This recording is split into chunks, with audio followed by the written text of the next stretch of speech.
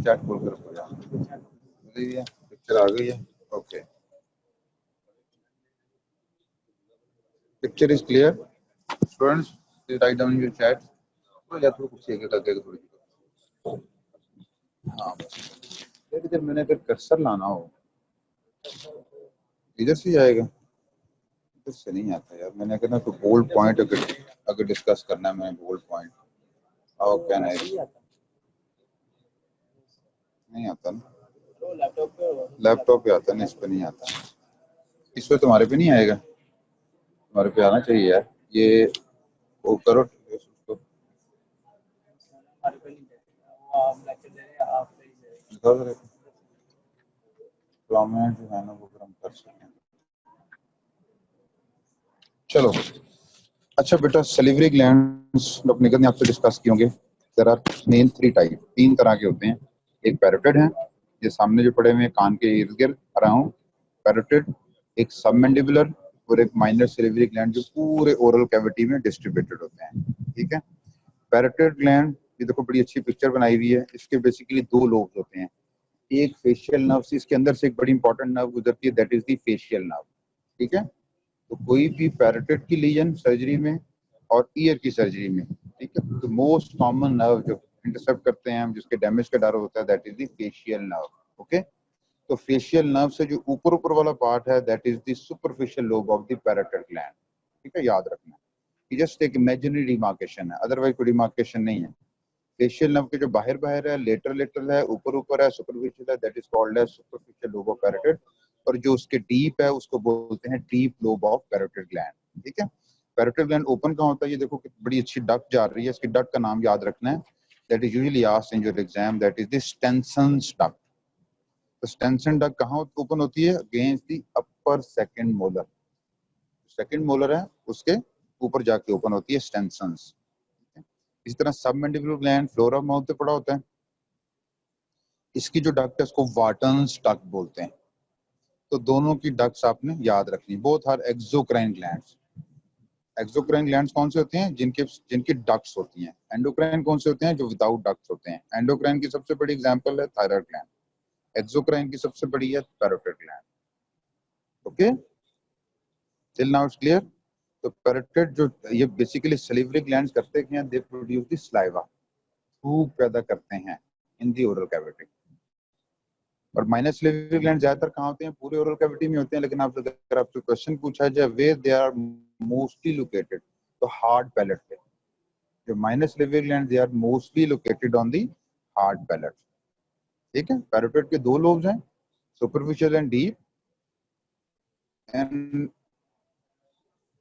According to the position of the facial nerve, facial nerve से जो lateral है वो सुपरफिशियल है, जो मीडियल है वो डीप है। इस तरह सबमैंडिबुलर ग्लैंड है, वो जो ओपन होता है थ्रू वाटन्स डक्ट, और minor salivary gland on the hard palette. Clear है बेटा यहाँ तक इसकी anatomy, this was the revision.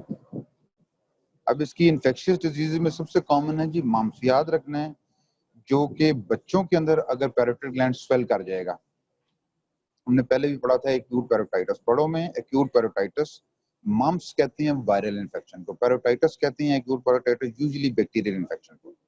हम अगर रूटीन में बोलेंगे एक्यूट पैरोटाइटिस, तो that will be the bacterial, वो यूजुअली एडल्ट्स में होता है, बच्चों में यूजुअली वायरल पैरोटाइटिस होता है, मम्प्स एक जो वायरस है उसकी वजह से। ठीक है, तो मम्प्स आप लोगों ने देखे हैं, मम्प्स बेसिकली वायरल इन्फेक्शन है, नो ट्रीटमेंट, इसकी एक वैक्सीनेशन करते हैं, आपने कम्युनिटी मेडिसिन में पढ़ा होगा, बेसिकली प्रिवेंट करने के लिए वैक्सीनेशन इसकी करते हैं। इसमें इसकी कॉम्प्लिकेशन इंपॉर्टेंट है मम्प्स की, तो तीन आपने याद रखनी है। ये तीन कॉम्प्लिकेशन जो लिखी हुई है ना, एक तो ऑर्काइटिस करता है, इनफर्टिलिटी करता है, अलॉन्ग विद पैरोटाइटिस, ये वायरस है मम्प्स का, ये आपके टेस्टिस को, मेल्स के अंदर स्पेशली, और फीमेल्स के अंदर ओवरीज को डैमेज करता है, जिसकी वजह से इनफर्टिलिटी हो सकती है। इसलिए जो लोग जिन पे जब आप गायनी पढ़ेंगे इनफर्टिलिटी की हिस्ट्री लेनी है, तो उसमें आपने मम्प्स की हिस्ट्री जरूर पूछनी है। इसी तरह ये एब्डोमिनल पैनक्रियाटाइटिस करता है। ठीक है, इसी तरह ईयर के अंदर ये सेंसरी न्यूरल हियरिंग लॉस करता है, जहां हमने सेंसरी न्यूरल हियरिंग लॉस की कॉजेज पढ़ी हैं, one cause is the mumps की इन्फेक्शन। ठीक है, तो ये दो तीन इसकी कॉम्प्लिकेशन आपने याद करनी है। तो वो आपको पूछेगा अगर मम्प्स की इन्फेक्शन हुई है बच्चे को, तो डिस्चार्ज करते हुए अब बच्चा ठीक है, अब कौन सा एक टेस्ट करवाना चाहेंगे, तो आपने याद रखना है, you will go for the PTA और बीरा। ये देखना है कि इसकी हेयरिंग तो नहीं डैमेज हुई। जो माम छोटे बच्चों में होता है, अगर उसको सेंसिटिव हेयरिंग लॉस हो गई, वो मिस हो गई, तो बच्चे की डेवलपमेंट इफेक्ट पड़ेगा। सारी बात है, अगर ऑर्थराइटिस या ऊफराइटिस का पेशेंट है, वो डिस्चार्ज नहीं हो सकेगा, उसको पेन की या स्वेलिंग की कंप्लेन होगी, पैनक्रेटाइटिस भी नहीं हो सकता, मेनिंजाइटिस वाला भी नहीं हो सकता। जब वो ठीक होगा, सिर्फ सेंसरी न्यूरल हियरिंग लॉस है जो आप नहीं जज कर सकते डिस्चार्ज पे, ठीक है। तो उसके लिए आपने टेस्ट करवा के भेजना है मम्स की इन्फेक्शन के बाद, जब पेशेंट को बच्चे को डिस्चार्ज करना है। This was important. ये 2-3 पॉइंट इसमें इंपॉर्टेंट थे।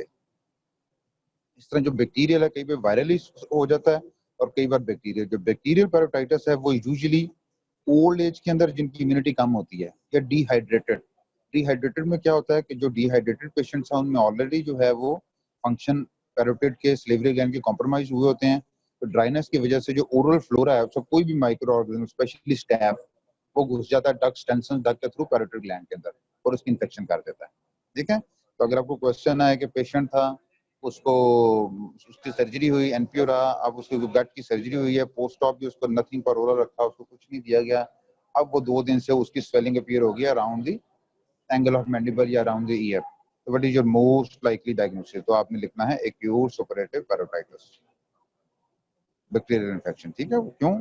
उसको बेसिकली ओरल बंद किया हुआ है, एनपीओ है, ड्राइनेस की वजह से जर्म घुस गया through the Stensen duct into the parotid. Okay, तो दीज वर द इन्फेक्टिव। अब है जी स्टोन फॉर्मेशन।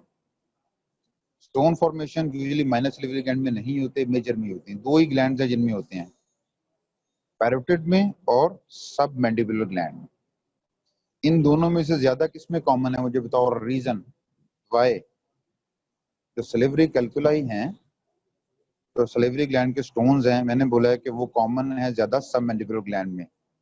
जैसे ट्यूमर है वो ज्यादा पैरोटिड में कॉमन है, जबकि स्टोन है वो सब मैंडिबुलर में कॉमन है। वाई? इसकी रीजन मुझे भी लिख के बतानी है आपने। Any student knowing the reason?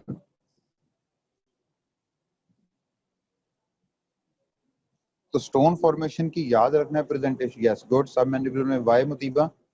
सब मैंडिबुलर में क्यों स्टोन ज्यादा बनते हैं? What's the reason? पहले क्या रीजन थी जो हम पहले पढ़ाते थे, ये पहले थे, अब न्यू क्या रीजन बताइए उन्होंने? शाबाश। के सब मैंडिबुलर ग्लैंड में, मुतीबा ने लिखा, very nice.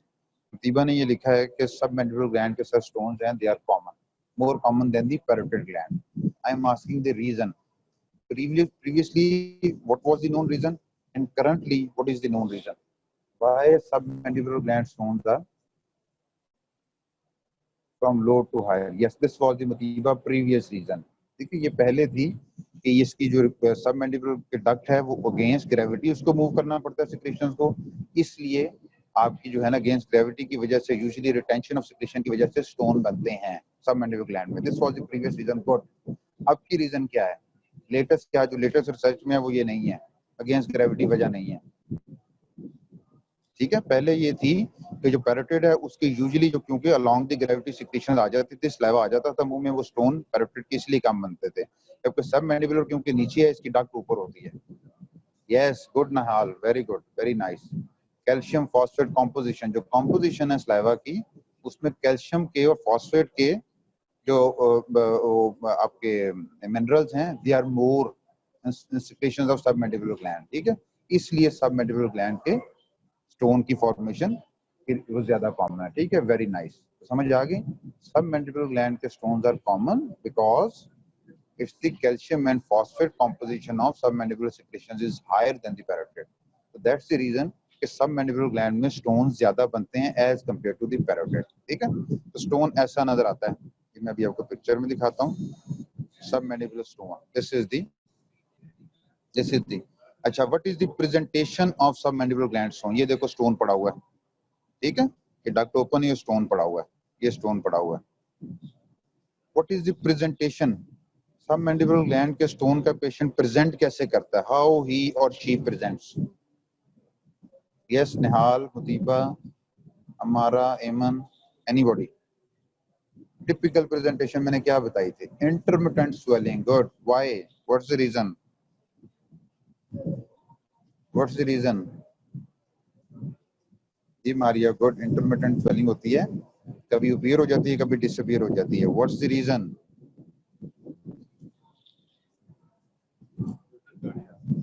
Good, obstruction, stone पड़ा हुआ है जब खाना खाता है। ये देखो सिनेरियो देखो, ये जब मरीज खाना खाता है, अब उसका स्लाइवा पीछे प्रोड्यूस हो रहा है, आगे से स्टोन ने उसको ऑब्स्ट्रक्ट किया हुआ है, ठीक है, स्टोन ने उसका आगे ये रास्ता रोका हुआ है, जिसकी वजह से जब मरीज खाना खाएगा, स्लाइवा की प्रोडक्शन की वजह से उसका ये ग्लैंड बढ़ जाएगा। जब खाना खाना बंद कर देगा, स्लाइवा की प्रोडक्शन खत्म होगी, थोड़ा थोड़ा थोड़ा थोड़ा वो ड्रेन होता जाएगा और again the swelling will disappear, ठीक है। तो इंटरमिटेंट स्वेलिंग एसोसिएटेड विद स्वॉल्विंग, ठीक है, खाना खाने के दौरान जो भी स्वेलिंग सबमैंडिबुलर रीजन में आएगी, that is the submandibular gland stone, पत्थर है उस ग्लैंड के अंदर, ठीक है। गुड। इन्वेस्टिगेशन ऑफ चॉइस, पहले क्या थी अब क्या है, ये पहले वाली अब मैंने सामने लगाई हुई है। पहले क्या थी इन्वेस्टिगेशन ऑफ चॉइस और अब क्या है?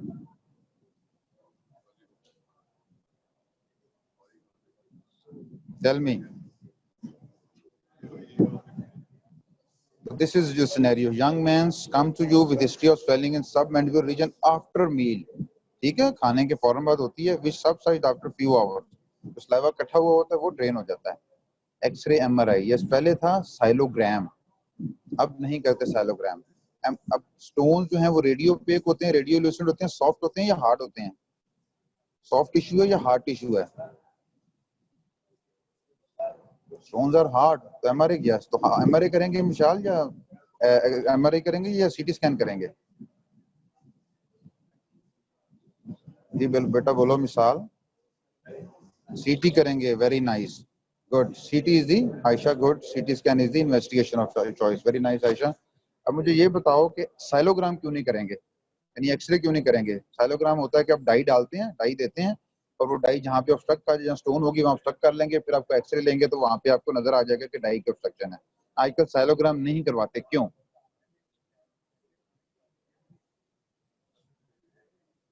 या सीटी करवाते हैं, साइलोग्राम नहीं कराते, इसके भी रीजन लिखो, मुझे बताओ, ठीक है। लेकिन आपने इन्वेस्टिगेशन अगर सारी पूछी जाए तो सब लिखनी है, एक्सरे, अल्ट्रासाउंड, साइलोग्राम, एफएनएसी, लेकिन investigation choice is the CT scan, ठीक है।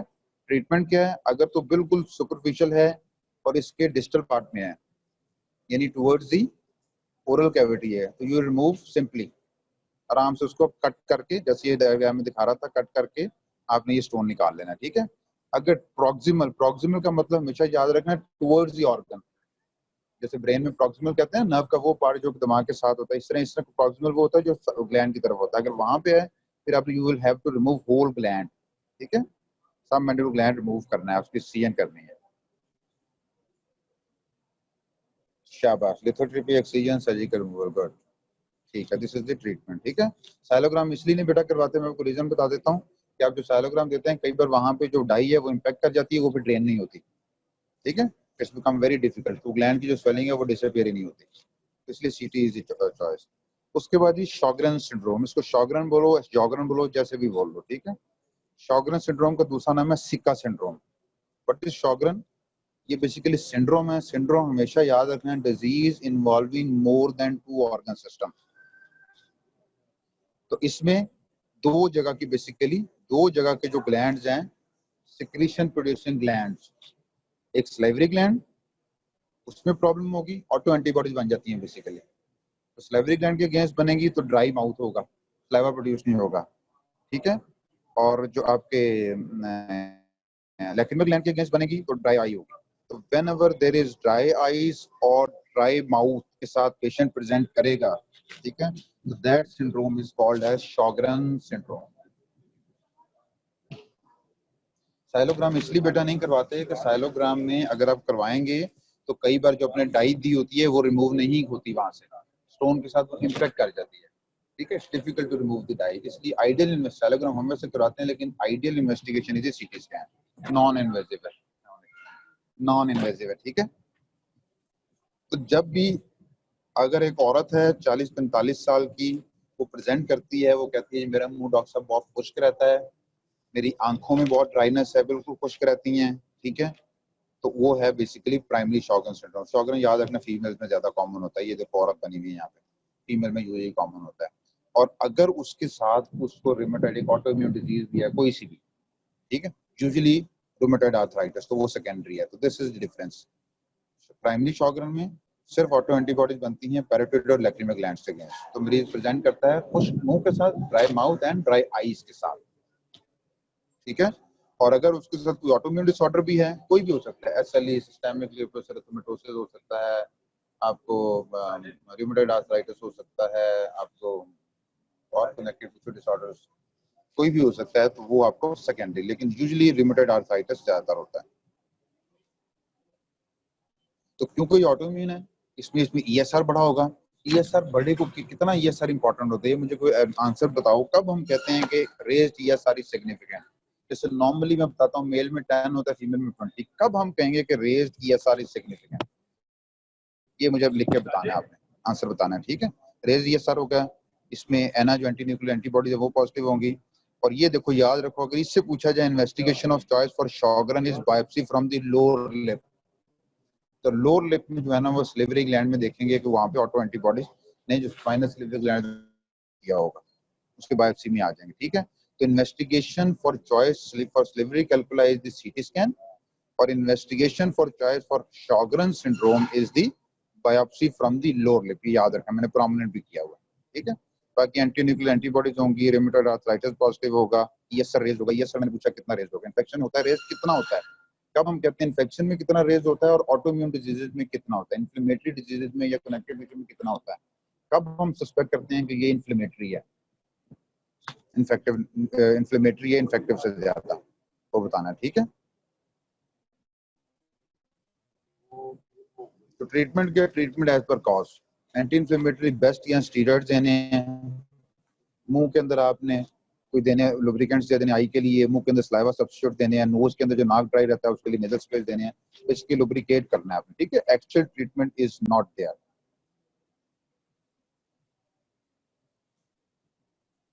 ठीक है। यहाँ तक एनी क्वेश्चंस? क्वेश्चन पूछो, मुझे बताओ कितना रेज होगा, देन हम ट्यूमर डिस्कस करेंगे आज के। ये तीनों समझ आ गई? स्लिवरी ग्लैंड की इन्फेक्शंस, मम्स क्या होता है, बैक्टीरियल पेराइटिस क्या होता है, किसमें मम्स होता है, किसमें बैक्टीरियल पेराइटिस होता है, मम्स के पेशेंट को डिस्चार्ज करने से पहले क्या बताया जाता है, ठीक है। स्टोन्स किस ग्लैंड में ज्यादा कॉमन होते हैं, क्यों होते हैं, इन्वेस्टिगेशन ऑफ चॉइस क्या है, ट्रीटमेंट क्या है, शॉगरन प्राइमरी क्या है, सेकेंडरी क्या है, ठीक है। और फीमेल्स में होता है, मेल्स में होता है, कैसे डायग्नोज कहते हैं, यस शाबाश, 50 से ऊपर, वेरी गुड मिसाल, 50 से ऊपर, 40 to 60 गुड, 50 से ऊपर सिग्निफिकेंट है, ठीक है। जब भी पाकिस्तान की सेटिंग में याद रखो, जब भी फैगा ईएसआर तो आपने इसको सस्पेक्ट करना है उस पेशेंट को, या कनेक्टिव टिश्यू डिसऑर्डर है, ऑटोइम्यून जैसे रूमेटॉइड आर्थराइटिस है, ठीक है। और कौन सा कनेक्टिव टिश्यू, एसएलई है, और कौन सा कनेक्टिव टिश्यू डिसऑर्डर है, कॉमन यही है, एक और वैसे कॉमन है पॉलीआर्थराइटिस है, या आपने सस्पेक्ट करना है कि उसको टीबी है, ठीक है। टीबी के अंदर भी सिग्निफिकेंटली रेज्ड ईएसआर हो जाता है। सिग्निफिकेंटली रेज्ड का मतलब है मोर देन 50, नॉर्मल इन्फेक्शन में 30-40 पे जाता है, ठीक है, 10-20 ऊपर जाता है। अगर बहुत ज्यादा ऊपर जाएगा तो दैट इज मोर देन 50, तो इसका मतलब है कोई ना कोई inflammatory processes going on. Sir mumps के पेशेंट को डिस्चार्ज करने से पहले उसका हियरिंग असेसमेंट करवाएंगे, ताकि देखना है कि उसको सेंसरी न्यूरल हियरिंग लॉस तो नहीं, क्योंकि बच्चों में होता है, मॉम छोटे बच्चे अगर चले गए घर तो हियरिंग लॉस है, तो उसकी डेवलपमेंटल लेट होने का उसका रिस्क होता है, क्योंकि मम्स जो है वो unilateral sensory neural hearing loss करता है, वो पता नहीं चलता, मिस हो जाता है आपके डिस्चार्ज के ऊपर, ठीक है। तो बैक्टीरियल इन्फेक्शन जो है वो, बाकी जो चीज़ें हैं आपको ऑर्काइटिस है, मेनिंजाइटिस है, वो आप डायग्नोज कर लेते हैं, तो आपको वो पेशेंट ठीक होगा तभी भेजेंगे। एसएनएचएल जो है सेंसरी न्यूरल हियरिंग लॉस के टेस्ट करवा के आपने भेजना है। गुड मिसाल, मिसाल इज टुडे गुड मिसाल, आयशा, मुतीबा, ये लगता है 4 लड़कियां क्लास ले रही हैं। एमन किधर है, एमन क्यों नहीं, वाई नॉट एमन स्पीकिंग, एमन, बिस्मिल, मुदस्सिर, हमारा, इस वही तो नहीं हुए कहीं, ये बोर हो रहे हैं लेक्चर से। एमन है, मुदस्सिर बातें ज्यादा करता है, मुदस्सिर ज़ुल्फ़िकार बोलता नहीं है, मुदस्सिर बोलो। ये हर रोज मुझे लगता है ये 4 ही लड़कियां पढ़ी हैं, मुतीबा, मिसाल, आयशा और मरियम है, बाकी सब सोए पड़े हो क्लास में। शुक्र किया तुम लोगों ने, जान छुट्टी, कि मुझे भी म्यूट तो नहीं किया हुआ तुम लोगों ने, हैं सर तो बसों की तरह।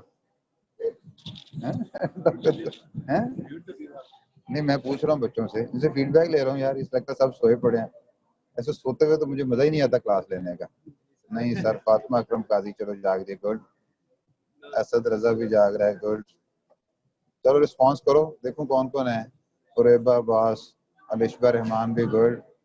जो जाग रहे हैं वो मुझे बताओ, वो attending lecture. Ayesha Imtiaz, Muqaddas, Itrat, Maria, Ali Ejaz, Huzaifa, Sadia, Mushtaba good, present, good. तो मुझे लग रहा है बाकी सब ने मुझे कहीं म्यूट किया, मुझे तो उस दिन का डर लगे, मुझे खबर मिली है डॉक्टर तबस्सुम को तुम लोग सब म्यूट कर देते हो ना, ओवरऑल पहनना है तो ना, मैंने कहा मुझे भी तो ना म्यूट कहीं कर देते हैं। बिस्मिल, बिस्मा, सहर, साजिदा, मुदस्सर, जुल्फकार, गुड। समझ भी आ रही है?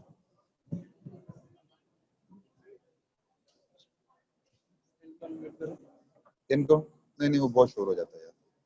असद रजा, बिस्मा रानी, गुड। मिसाल, मिसाल तो है। फातिमा अकरम मिसाल तो है। रबा अब्बास, आयशा, सोहा, मिसाल, अलिशबा। ये मिसाल कितनी है क्लास में? अच्छा, एक ही बात बता रही है। मिसाल सबसे अटेंटिव है मुझे लगता है। मिसाल तुम्हें मुझे वापस आके अपनी शक्ल दिखानी है, तुम कौन हो, ठीक है? जी सर, समझ आ रहा है, गुड। चलो अब पढ़ते हैं जी ट्यूमर्स, सलेवरी ग्लैंड के ट्यूमर्स, ठीक है? ट्यूमर्स की कुछ 3-4 इंपॉर्टेंट ट्यूमर्स में बेटा एमसीक्यू बहुत पूछे जाते हैं, इसमें 2-3 एमसीक्यू आ जाते हैं, इसलिए एंड पे जो मैं स्लाइड शेयर करूंगा ना, उनकी आप लोगों ने पिक्चर ले लेना। एंड पे जो समरी की स्लाइड है ना, वो अपने पिक्चर ले लेना, याद रखना। इसमें जो सबसे कॉमन है, याद रखना है, जितना बड़ा ग्लैंड होगा उतने चांसेस हैं कि उसका ट्यूमर बिनाइन होगा, ठीक है? जैसे पैरोटिड ग्लैंड का अगर ट्यूमर होगा, वो याद रखना है मोस्ट लाइकली 80-90% चांस है कि वो बिनाइन होगा, प्लेयोमॉर्फिक होगा एडेनोमा। माइनर सिलिवरी ग्लैंड का अगर ट्यूमर होगा तो वो याद रखना है उसके ज्यादा चांसेस होंगे कि वो मैलिग्नेंट होगा, कैंसर होगा। एक तो ये चीज याद रखनी है, ठीक है? तो सबसे जो कॉमन बिनाइन ट्यूमर है सब सिलिवरी ग्लैंड का, वो है प्लेयोमॉर्फिक एडेनोमा। प्लेयोमॉर्फिक का मतलब है डबल डबल डिस्क ना, इसमें एपिथेलियल मेसेंकाइमल दोनों इश्यू के दोनों टिश्यूज होते हैं। और प्लेयोमॉर्फिक एडेनोमा का जो सबसे बड़ा प्रॉब्लम ये है कि ये अपनी रूट स्प्रेड करता है, अपनी जड़ें फेंकता है नीचे वाले सिलिवरी ग्लैंड के अंदर, ठीक है? इसलिए याद रखना है, जो प्लेयोमॉर्फिक एडिनोमा है, जो ट्यूमर है सिलिवरी ग्लैंड का, सबसे ज्यादा पैरोटिड कॉमन है, उसकी जो मिनिमम सर्जरी करनी है वो पूरी सुपरफिशियल लोब निकालनी है, सिर्फ ट्यूमर नहीं निकालना, लंप नहीं निकालना। लंप मीन जस्ट वो ट्यूमर, लोब मीन पूरी लोब। जैसे थायराइड है ना, थायराइड ग्लैंड के अगर आपसे पूछा जाए कि मिनिमम सर्जरी क्या है, कि पूरा थायराइड लोब निकाल देना है आपने, ठीक है? इसी तरह जो इसकी है प्लेयोमॉर्फिक एडिनोमा में, आपने पूरा सुपरफिशियल सिलिवरी ग्लैंड निकालना है, पैरोटिड निकालना है। अगर छोड़ दोगे, सिर्फ लंब निकालोगे तो रिकरेंस हो जाएगी, क्योंकि ये सूडोपोड स्प्रेड करता है, अपने ये जड़ें फेंकता है उसके अंदर। Tell me the investigations for pleomorphic adenoma, parotid gland के ट्यूमर के लिए कौन कौन सी इन्वेस्टिगेशंस हम करवाएंगे, बताओ मुझे। लास्ट टाइम मैंने बताया आपको नेक्स्ट स्वेलिंग के अंदर, ये मिसाल तुम्हें बताओ कौन कौन से टेस्ट करवा सकते हैं हम अगर आपका सिलिवरी ग्लैंड का ट्यूमर है तो, नेक्स्ट स्वेलिंग है तो, अराउंड द मैंडिबल। सीटी से, शाबाश। सीटी से पहले simple investigation is the ultrasound, ultrasound के बाद शाबाश सीटी स्कैन एंड एमआरआई, और फाइनली एफएनएसी। गुड मिसाल, शाबाश। Yes, FNAC, fine needle expression cytology, good, ठीक है? तो this is good. Nihal ultrasound भी कराएंगे। दीज आर दी 4 इन्वेस्टिगेशन, ठीक है? अल्ट्रासाउंड, सीटी स्कैन एक्सटेंट देखने के लिए, एमआरआई सॉफ्ट टिश्यू देखने के लिए, and then FNAC tissue diagnosis के लिए। और उसके बाद सर्जरी, जब भी ट्यूमर आएगा, यही आपने डायग्नोसिस हो गया प्लेयोमॉर्फिक एडिनोमा, 3 टेस्ट करने हैं, ट्रीटमेंट में आपने क्या करना है, सर्जरी कर देनी है। सर्जरी में मिनिमम इज सुपरफिशियल, अगर बिनाइन है सुपरफिशियल पैरोटिडेक्टमी, अगर मैलिग्नेंट है तो फिर क्या करना है, टोटल पैरोटिडेक्टमी करनी है, पूरा पैरोटिड ग्लैंड निकालना है, फॉलोड बाय रेडियोथेरेपी, ठीक है? सर्जिकल एक्सिजन, जैसे मैंने बताया, मैलिग्नेंट में हमेशा मिनिमम ट्रीटमेंट, अगर वो ऑर्गन इंपॉर्टेंट नहीं है, जैसे अब आपका पैरोटिड इतना इंपॉर्टेंट ऑर्गन नहीं है, पूरा पैरोटिड निकाल दो, नो, हार्मफुल साइड का पैरोटिड है, स्लाइवा प्रोड्यूस हुआ, नो, लेकिन टंग जब है या लेरिंग्स है उसमें ध्यान रखना है कि T1 से आवाज खराब नहीं कर लो। अगर T3 T4 है उसकी लाइफ रिस्क पे है, अब उसका पूरा ऑर्गन निकालना है। ठीक है, बायोप्सी बेटा बायोप्सी के लिए बताया ना, सुपरफिशियल पैरोटिडेक्टमी, वो जो पूरा स्पेसिमेन लेंगे that is the biopsy. Biopsy के लिए जो मिनिमम है that is the excision of whole lobe of the parotid gland. Gland पे निकालेंगे, फिर उसको वही देखते हैं कि ये वाकई प्लीमॉर्फिक एडिनोमा था या कैंसर तो नहीं था। अगर तो प्लीमॉर्फिक एडिनोमा था और बिल्कुल पूरा का पूरा जड़ से निकला है, no treatment is required further, बस ग्लैंड निकल गया। अगर वो मेलिग्नेंट निकलता है, कैंसर निकल आता है, तो फिर आपने क्या करना है, सेकंड स्टेज पे उसकी टोटल पैरोटिडेक्टमी करनी है। ठीक है, और उसके बाद फिर रेडियोथेरेपी करनी है।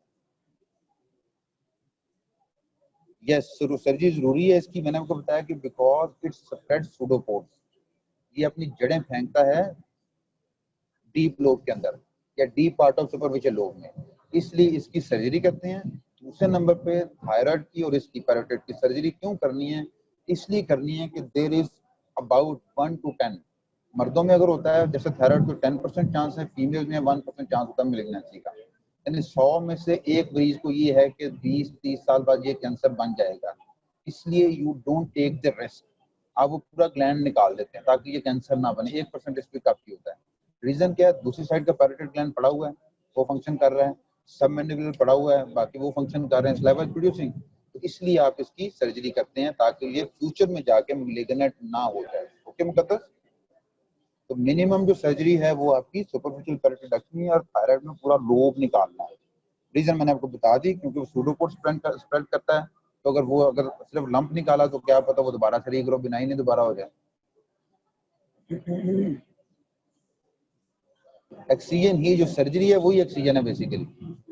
जो ऑक्सीजन बायोप्सी है वो उसकी मिनिमम ऑक्सीजन बायोप्सी की सर्जरी नहीं होगी बेटा। दूसरी साइड का पैरोटिड पूरा पड़ा हुआ है, सबमैंडिबुलर ग्लैंड पड़ा हुआ है, माइनस लेवरी ग्लैंड पड़े हुए हैं, कोई फर्क नहीं पड़ेगा, एब्सोल्युटली कोई फर्क नहीं पड़ेगा सलाइवा के अंदर। ठीक है, एक ग्लैंड निकालने से कोई फर्क नहीं पड़ेगा, लेकिन कैंसर नहीं बनने देना। तो कब कब पता चलेगा कि ये बिनाइन है मेलिग्नेंट है? अगर ट्यूमर बहुत तेजी से, जैसे हमेशा मैं आपको बताता हूँ, अगर ट्यूमर तेजी से बढ़ रहा है, उसमें दर्द होनी शुरू हो गई है, उस स्किन के साथ ये एडजेसेंट टिश्यू से फिक्स हो गया है, इसमें स्पेशली क्योंकि फेशियल नर्व होती है, फेशियल नर्व इन्वॉल्व हो गई है, मरीज को बुखार रहना शुरू हो रहा है, वेट लॉस है मरीज का होना शुरू हो गया है, एनोरेक्सिया है, तो ये सारे शो करते हैं कि ये मेलिग्नेंट की तरफ जा रहा है, ये कैंसर बन रहा है।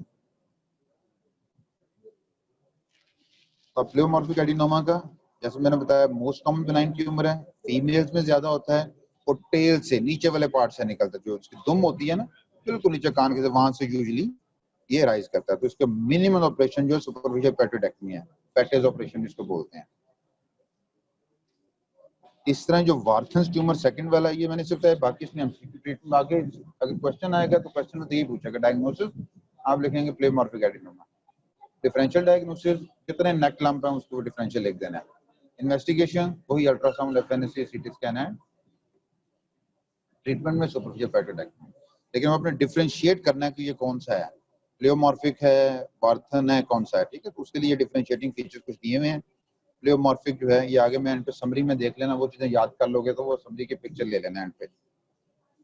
सारे जो स्लेवरी ग्लैंड ट्यूमर्स हैं वो कॉमन है फीमेल्स में, जैसे थायराइड है ना, उसमें ज्यादातर लीजन फीमेल्स में कॉमन है, इस तरह सबके जो है वो फीमेल्स में ज्यादा कॉमन है, एक्सेप्ट वार्थन। एक वार्थन ट्यूमर है जो मेन में कॉमन है। ठीक है, ये अपने याद रखना, इसको चाहे रट्टा लगा लेना, ये मैंने रेड किया, वो इंपॉर्टेंट चीज है।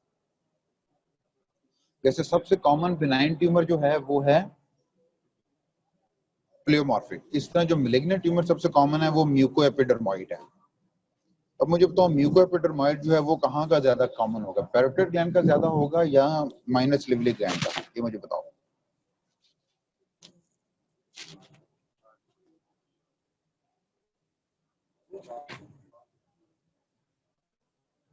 नो रीजन, नो रीजन, वो फीमेल बोलती ज्यादा है आयशा, यू फीमेल ज्यादा बातें करती हैं। ठीक है, उनको ज्यादा बोलने की वजह से उनको ज्यादा लुब्रिकेशन चाहिए सलाइवा की, इसलिए सलाइवा की जो प्रोडक्शन है ना वो ज्यादा होती है फीमेल्स के अंदर, इसलिए कॉमन इन फीमेल्स। ठीक है, फीमेल बोलना कम कर दें, कम बोलें तो उनमें चांसेस कम हो जाएंगे। ठीक है, तुम लोग बोलो, काम शोर मत करो, तंग ना करो। मैं खुद भी बहुत बोलती हूँ, इसलिए तो कह रहा हूँ इसलिए तो कह रहा हूँ कि तुम्हारे में जो है यस हमारा गुड माइनस सिलिवरी ग्लैंड में म्यूकोपेट्रोमेट ज्यादा कैंसर होते हैं। तो तुम इंशाल्लाह बोलना काम करो तो कुछ नहीं होगा। Yes Maryam good, minor salivary gland का म्यूकोपेट्रोमेट कैंसर ज्यादा कॉमन होगा। अच्छा नहीं वो तो मजाक था, लड़कियां ज्यादा बोलती हैं कि लड़के भी मेरी तरह के बहुत ज्यादा बातें करते हैं। No harm. और जो मेल ज्यादा बोलते हैं वो तो मैं खुद मान रहा हूँ कि मैं भी वो हूँ। लेकिन अगर खुदा ना सब मेल में होगा ना, फीमेल मैंने बताया फीमेल में होगा तो चांसेस ओनली 1% है, ये बेनिफिट है। अगर मेल में होगी स्वेलिंग तो वो 10% बन जाता है चांस के ये मेलिग्नेंट चला जाएगा। से दुआ करो कि मर्दों में ना हो, मर्द बचे रहे बेचारे।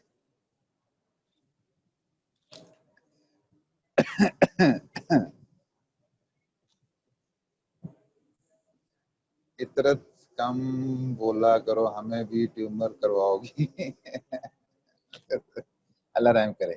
पहले तुम लोग ना उससे निकलो, ये कोरोना से निकलो, बाद में बात करेंगे इसकी। अच्छा चलो वो टेबल आने लगे, समरी पे देख लेना, समरी की पिक्चर्स ले लेना। अब एक बेटा याद रखना, फ्रेज सिंड्रोम, ये आपका एमसीक्यू ये नोट आ जाता है। What is phrase syndrome? ये बस मैंने पहले पढ़ाया हुआ है आप लोगों को फेशियल के अंदर। व्हाट इज फ्रेज सिंड्रोम, ये लिखा भी हुआ है। एनीबॉडी, क्या होता है फ्रेज सिंड्रोम में?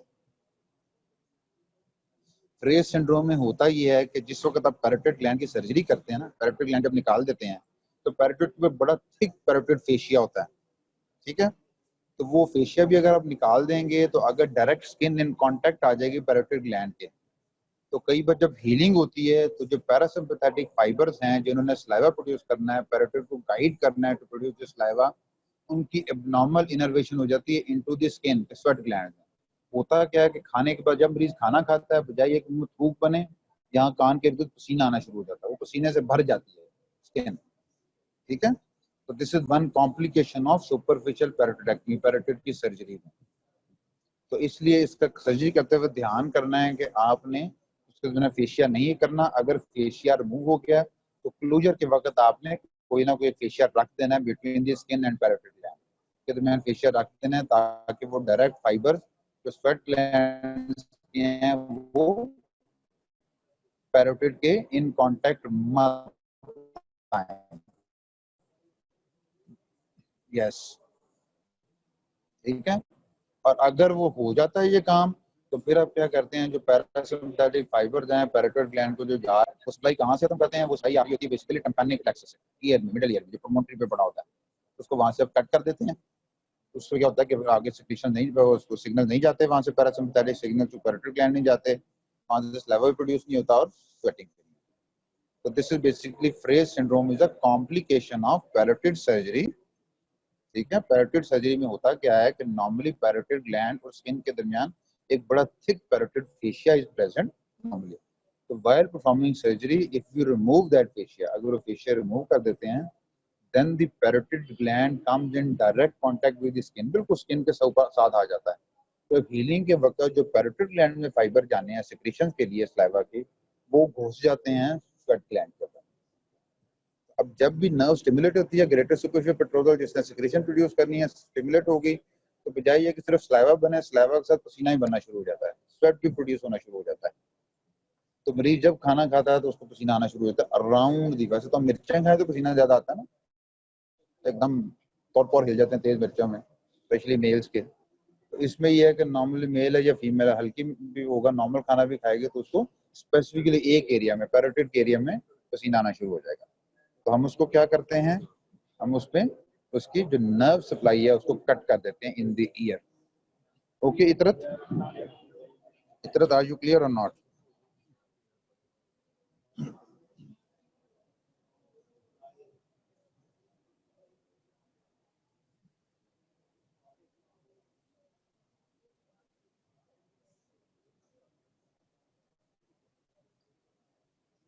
बेटा ये इसकी पिक्चर ले लो समरी की, ये समरी की पिक्चर ले लो। इस पे सब जो मैंने पॉइंट बताया ना, ये आपको एमसीक्यू पूछे जाते हैं, ठीक है। ये मैंने सारी बुक से लेके एक आपको ये बना दिया है। Major salivary gland tumours are mostly benign, याद रखना, ठीक है। पैरोटिड और सबमैंडिबुलर ग्लैंड का होगा तो वो बिनाइन होगा, माइनर को होगा तो मैलिग्नेंट होगा। चिल्ड्रन में ज्यादातर मैलिग्नेंट होते हैं, बच्चों में अगर होगा माइनस सिलिवरी ग्लैंड में भी, और बच्चों में अगर होगा तो वो चांसेस है कि वो मैलिग्नेंट होगा। बड़ों में होगा, बड़े ग्लैंड में होगा तो वो बिनाइन होगा। मोस्ट कॉमन बिनाइन ट्यूमर जो है एडल्ट्स में वो प्लियोमॉर्फिक एडिनोमा है, ठीक है। और मोस्ट कॉमन बिनाइन ट्यूमर जो बच्चों में है वो हेमेंजियोमा है, ठीक है। बड़ों में अगर बिनाइन ट्यूमर है तो प्लियोमॉर्फिक है, बच्चों में अगर कम होता है बिनाइन, ज्यादा मेलिग्नेंट होता है, तो बिनाइन अगर होगा तो वो हेमेंजियोमा है।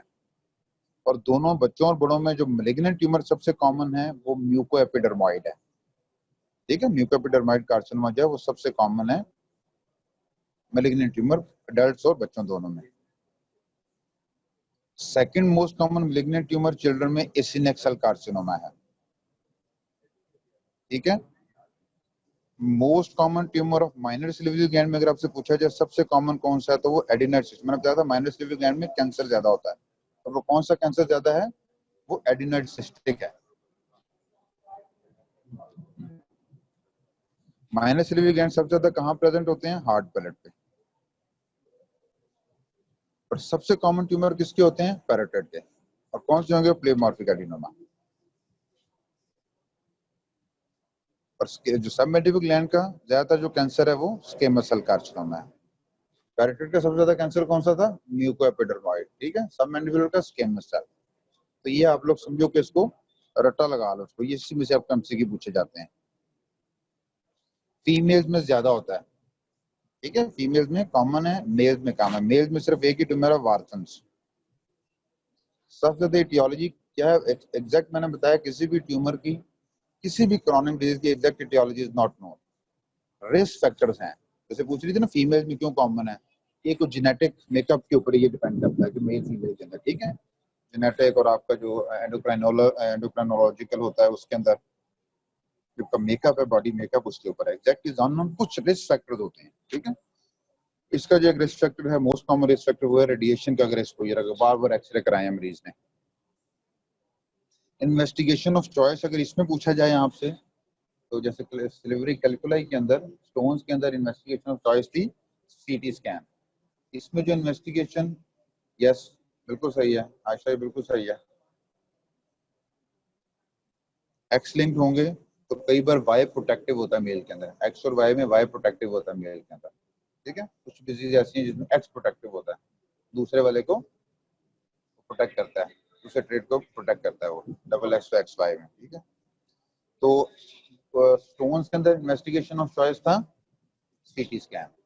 शॉगरेन के अंदर इन्वेस्टिगेशन ऑफ चॉइस था biopsy from the lower lip. Tumour के अंदर इन्वेस्टिगेशन ऑफ चॉइस है एफएनएसी। एफएनएसी से आपको क्या पता चल जाएगा कि ये बिनाइन है या मैलिग्नेंट है। एमआरआई में सिर्फ ट्यूमर का पता चलेगा।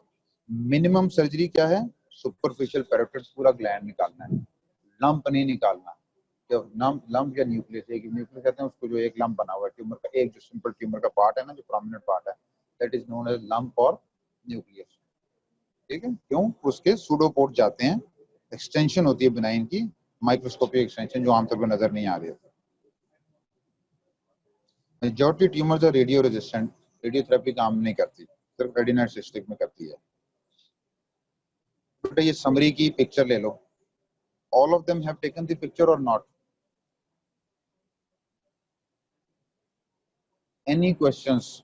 जब तो उसमें क्वेश्चन बताओ, और should I repeat this whole lecture? इतनी चीजें में तुमने याद कर ली तो ये काफी हैं। वेरी गुड मिसाल।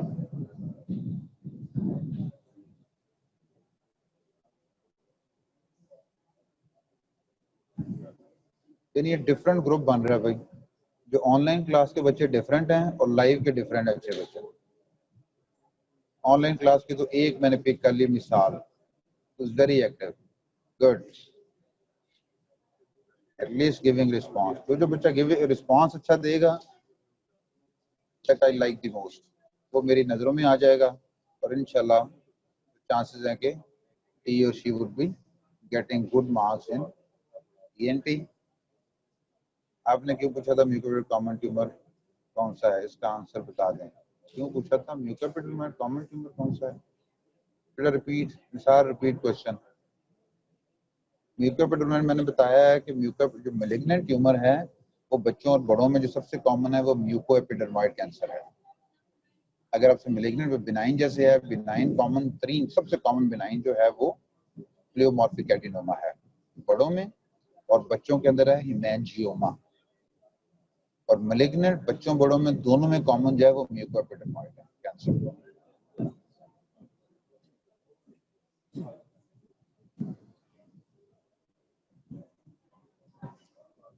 और क्वेश्चंस?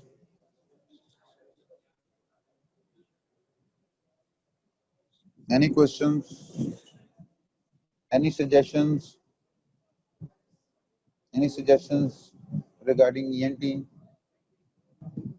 बैड सजेशंस को दो, हम कुछ और तरीके से इम्प्रूव कर सकते हैं। वैसे this style of teaching I like the most. मैं अपने ज़माने में सोचता था, मेरे ज़माने में ये तो मज़ा आ जाता। I was very much scared of going to the college and taking live classes. ये तो बड़ा मजे का, घर बैठो आराम से पढ़ो।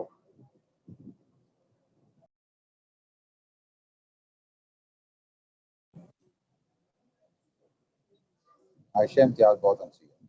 हालांकि हमारा कॉलेज जो है वो उसमें कोई बहुत ज़्यादा इतनी रिस्ट्रिक्शन भी नहीं होती है जहाँ से मैं पढ़ा हूँ।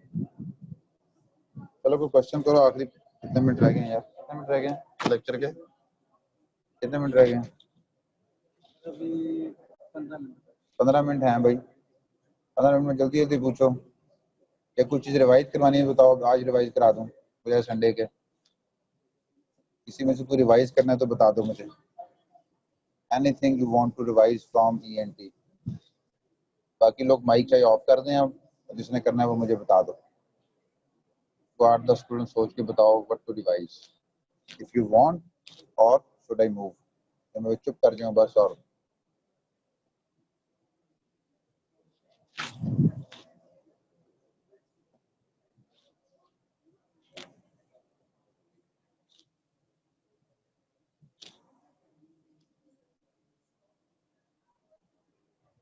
Biopsy from the lower lip. Lower lip से बायोप्सी लेते हैं, ठीक है। कॉमन कोल्ड और वायरल राइनाइटिस में फर्क क्या होता है बेटा? जो कॉमन कोल्ड है ना, कॉमन कोल्ड और viral rhinitis, common cold can be due to any virus. जो रूटीन में फ्लू लगता है तो वही है जो कॉमन कोल्ड है। तो उसमें इन्फ्लुएंजा वायरस हो सकता है, कोरोना वायरस हो सकता है, आपका राइनो वायरस हो सकता है। तो कॉमन कोल्ड का जो क्लिनिकल फीचर है वो यही है, नजला जुकाम हल्का सा बुखार, ठीक है, बुखार के साथ। तो एलर्जिक राइनाइटिस है, that is different. Allergic rhinitis किसी स्पेसिफिक एलर्जन से होता है, किसी स्पेसिफिक सीजन से होता है, किसी स्पेसिफिक टेम्परेचर से होता है, ठीक है।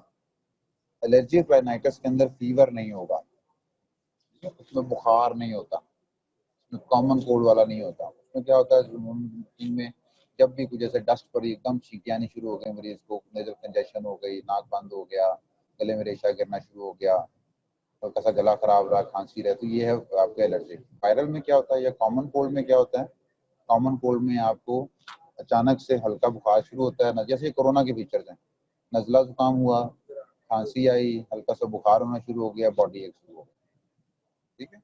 तो दिस इज दी डीएनएस के ट्रीटमेंट में। अगर वो सिम्टोमेटिक डीएनएस है बेटा, अगर वो सिम्टोमेटिक है यानी ऑब्स्ट्रक्शन कॉज कर रहा है या वो कॉम्प्लिकेट कर रहा है, जैसे डीएनएस की वजह से साइनस ऑब्स्ट्रक्शन होगी, साइनोसाइटिस है, डीएनएस की वजह से एपिस्टेक्सिस है, डीएनएस की वजह से उसको ओटाइटिस मीडिया विद डिफ्यूजन हो रहा है, डीएनएस की वजह से उसको सांस लेने में दिक्कत हो रही है, डीएनएस की वजह से उसको गला बार बार खराब हो रहा है, तब उसकी सर्जरी करते हैं। तो डीएनएस क्योंकि डेविएटेड नेजल सेप्टम है, इसने तो दवाइयों से नहीं जाना, इसकी फिर ऑपरेशन ही करते हैं। पहले इसका एसएमआर होता था, currently now days it's the septoplasty, minimally invasive, just the deviated part we remove that. Cystic hygroma बेटा, सिस्टिक हाइग्रोमा मैंने बताया अमूमन बच्चों में होता है, कंजेनिटल डिफेक्ट है। ये कंजेनिटल डिफेक्ट है जुगुलर लिम्फ सैक का, लिम्फेटिक सिस्टम का डिफेक्ट है। जुगुलर लिम्फ सैक की कंजेनिटली ऑब्स्ट्रक्शन हो जाती है, लिम्फ ड्रेन नहीं होता, जिसकी वजह से बहुत बड़ी मैसिव स्वेलिंग बन जाती है नेक में, पूरी गर्दन के। उमूमन 2 साल की प्रेजेंटेशन है, 1.5 या 2 साल का बच्चा होता है, तो बहुत बड़ी नेक में स्वेलिंग होती है, ठीक है। तो वो होती भी ट्रांस एलिमिनेंट है, ट्रांसलूसेंट स्वेलिंग होती है। ट्रांस एलिमिनेंट का मतलब है कि जिस वक्त आप उसको टॉर्च या लाइट उसके टच करेंगे ना, पूरा ग्लिसन करना शुरू, उसमें लाइट जल जाती है अंदर, ऐसे जैसे बल्ब की तरह ग्लिस्टनिंग। ट्रांस एलिमिनेंट स्वेलिंग होती है, बच्चों के अंदर होती है। उम्र डायग्नोसिस का अल्ट्रासाउंड या सीटी स्कैन पे है, अल्ट्रासाउंड करेंगे, सीटी स्कैन, इवन एफएनएसी करवा सकते हैं। तो ट्रीटमेंट होती है सर्जिकल एक्सचेंज। सिस्टिक सिर्फ बच्चों सर एंगल ऑफ मैंडिबल के डीडी में mom sir angle of mandible में मैंने आपको बताया है कि पैरोटिड की स्वेलिंग हो सकती है, ठीक है। इसके बाद ये पैराफ्रिंजियल स्पेस की हो सकती है कि वही पैरोटिड ग्लैंड जो है उसकी सुपरफिशियल लोब है तो बाहर की तरफ होगा, अगर उसने डीप लोब को भी इन्वॉल्व कर लिया तो मुंह के अंदर भी वो टॉन्सिल को भी पुश कर रहा होगा। जैसे पैरोटिड ग्लैंड है ना, ये भी पैराफ्रिंजियल स्पेस में, अगर इसके डीप लोब जो फेशियल नर्व से नीचे वो इलाज होगी तो मुंह के अंदर स्वेलिंग आएगी। तो पैराफ्रिंजियल स्पेस की मैंने आपको बताया था कि वो स्वेलिंग है जो कि दोनों तरफ बाहर एंगल ऑफ मैंडिबल भी होती है और मुंह के अंदर जो है वो टॉन्सिल को पुश करती है, ठीक है। इसी तरह जिसने सिर्फ टॉन्सिल को पुश किया मुंह खोला तो वो आपका क्विंजी है। दांत निकला है और सब मैंडिबल रीजन में स्वेलिंग है, इन्फेक्टिव स्वेलिंग है, तो वो आपका यूजुअली लुडविंग एंजाइना है। खाना खाते वक्त अगर ये सब मैंडिबल ग्लैंड में स्वेलिंग हो गई तो वो स्लिवरी ग्लैंड सब मैंडिबल ग्लैंड का स्टोन है, ठीक है। दांत निकला, मरीज की स्वेलिंग पहले सब मैंडिबल ग्लैंड में थी, अब वो पैरोटिड के रीजन में भी आ गई है, मुंह खोला तो टॉन्सिल में भी उसने पुश किया हुआ है, तो वो दांत निकलने की वजह से लुडविंग चला गया पैराफ्रिंजियल स्पेस के अंदर, ठीक है। तो ये आपने इस तरह डायग्नोज करने हैं। सिस्टिक फाइब्रोमा बता दें, एंगल ऑफ मैंडिबल की डीडी में मम्स और पेराटाइटिस जैसा आता है, सिर्फ बच्चों में क्या है? बच्चों में क्या है? सिस्टिक फाइब्रोमा ज्यादा कॉमन बच्चों, बड़ों में भी हो सकता है लेकिन बच्चों में ज्यादा कॉमन होता है। जो आपका लिम्फेटिक सिस्टम है उसका ये डिफेक्ट है, कंजेनिटल डिफेक्ट है। तो सिस्टिक फाइब्रोमा कॉमनली बच्चों में होता है, बहुत कम मैंने देखा है, एक दफा मैंने देखा है पेट के ऊपर side cystic fibroma, very least likely, लेकिन उन्होंने ये नेक पे ही होता है, क्लेविकल से ऊपर ऊपर। कॉमन लोकेशन आपसे पूछे तो सुप्रा क्लेविकुलर, और सुप्रा क्लेविकुलर में भी ज्यादा पोस्टीरियर ट्रायंगल ऑफ नेक जहाँ जुगुलर लिम्फ सैक होता है। जैसे वीनस ड्रेनेज होती है ना कि जुगुलर वेन करती है, तो लिम्फ ड्रेनेज जो जुगुलर लिम्फ सैक करता है, अगर उसकी ऑब्स्ट्रक्शन और कंजेनिटल मैलफॉर्मेशन है तो ये सारा लिम्फ कंटेनिंग सैक जो है वो बड़ा सा बन जाता है नेक के अंदर, जिसको सिस्टिक हाइग्रोमा कहते हैं। इस तरह स्लाइवा कंटेनिंग सैक है, अगर स्लाइविक ग्लैंड की ऑब्स्ट्रक्शन है तो वो रेन्यूला है। रेनुला यूजुअली बड़ों में होता है। तो ये आपने बेटा डिफरेंशियल, बाकी तो कुछ सब स्वेलिंग जहाँ आएंगी मैंने आपको बता दिया नेक की, ultrasound, CT scan, MRI, FNAC करनी है, चाहे वो वास्कुलर ना हो। ट्रीटमेंट भी सर्जिकल एक्सचेंज करनी है, एक्चुअल है डायग्नोसिस के ऊपर। जैसे मैंने आपको बताया, एक बार क्वेश्चन आया कि जब मैंने समझाया हुआ था कि जब दांत निकले आपने कहना जो लुडविंग एंजाइना है। अब बच्चे सारे वो निकल आए, दांत निकला है तो लुडविंग एंजाइना है जी, सब ने लुडविंग एंजाइना लिखा, हालांकि उसने क्लियर कर पिक्चर दिए कि दांत निकला पहले swelling submandibular region में, but now swelling has gone to the parotid region and also displacing the tonsil medially. वो क्या था answer? Parapharyngeal space infection secondary to the parapharyngeal space infection, secondary to the Ludwig angina, which in turn was secondary to the dental extraction. तो आपने clinical application of knowledge is very important, ठीक है। अगर नहीं करोगे, जिसने Ludwig लिखा तो वो फेल होगा। टेम्पोरोमैंडिबल जॉइंट की डिसलोकेशन की कोई कॉम्प्लिकेशन नहीं है, अल्लाह खैर भी नहीं होता, दोबारा रिलोकेट हो जाता है, फ्रैक्चर ना होना चाहिए। टीएमजी का अगर टेम्पोरोमैंडिबल जॉइंट डिसलोकेट तो रिलोकेट हो जाता है, ठीक है। उसमें कोई खास कॉम्प्लिकेशन, पेन बड़ी शरीर थी उसमें, मुंह नहीं खुलता, एक्सट्रीमली पेनफुल, कई बार नर्व इन्वॉल्व हो जाती है तो पेनफुल काफी है ये। अदरवाइज टीएम जॉइंट की डिसलोकेशन है उसमें कोई वेरी लीस्ट लाइकली फ्रैक्चर हो सकता है आपका कंडाइल का, या वो जो अगला वाला है इसका प्रोसेस, इंटीरियर पोस्टीरियर प्रोसेस जो है ना उसका।